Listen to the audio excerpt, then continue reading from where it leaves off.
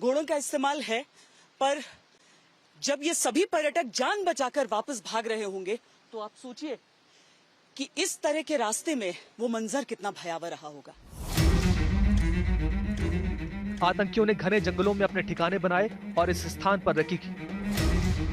हमले वाली जगह के आसपास सरपीले रास्ते कई जगह इतने फिसलन भरे हैं कि जरा सी लापरवाही भी बहुत मुश्किल में डालने वाली होती है।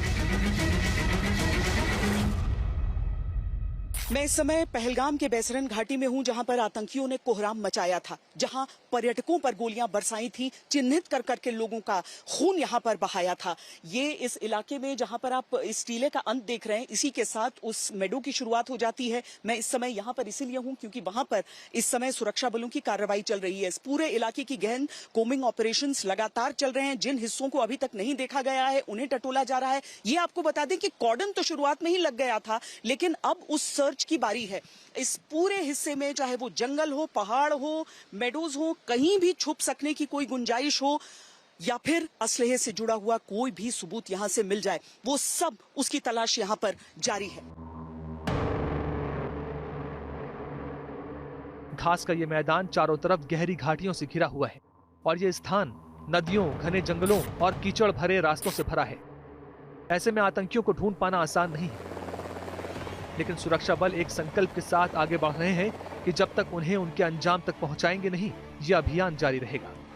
पाकिस्तान की हिमाकतों पर भारत का हौसला भारी था, है और रहेगा। ये जज्बा हिंदुस्तान को कभी हारने नहीं देगा। जिन्होंने ये टेररिस्ट अटैक किया वो 4 या 5 उग्रवादी जो थे, वो आज नहीं तो कल मारे जाएंगे। उनकी मृत्यु निश्चित है, जितना भी टाइम लगे, और वो हमारे फौज से ही मरेंगे। तो उनको तो मार दिया जाएगा। उनके जो हैंडलर्स हैं उनको पकड़ के जेल में भेज देंगे। जो लोकल अंडरग्राउंड ओवरग्राउंड या अंडरग्राउंड सपोर्टर्स कश्मीर में है, उनको पकड़ के सजा होगी। जो सपोर्टर्स पाकिस्तान में है उनको भी नहीं छोड़ा जाएगा। लेकिन इससे बड़ी चीज हमको करने की आवश्यकता है। ये तो छोटे लेवल पर मोहर है, ये जैसे चेस पीसेस में पॉन कहते हैं इनको। ये ऑपरेशन प्लान किसने किया और एग्जीक्यूट किसने करवाया, आदेश किसने किया? ये आईएसआई के बगैर और कोई नहीं कर सकता है। और अगर आईएसआई ने इतना बड़ा ऑपरेशन किया तो डीजी आईएसआई कम से कम उसकी अथॉरिटी है। और अगर डीजी आईएसआई ने ये आदेश दिया है तो वो अपने सेना अध्यक्ष से परमिशन लेके ही किया होगा, और अगर सेना अध्यक्ष ने किया तो वो अपने प्रधानमंत्री से किया होगा। तो ये 3 लोग इसमें शामिल हैं। प्रधानमंत्री पाकिस्तान के शहबाज शरीफ, उनके चीफ और उनके डीजी आईएसआई मुनीर, ये तीनों लोग शामिल हैं।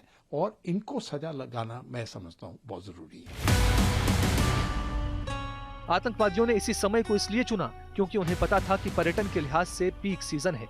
उनका मकसद ज्यादा से ज्यादा लोगों की जान लेना था, जिसमें वो कामयाब भी हुए।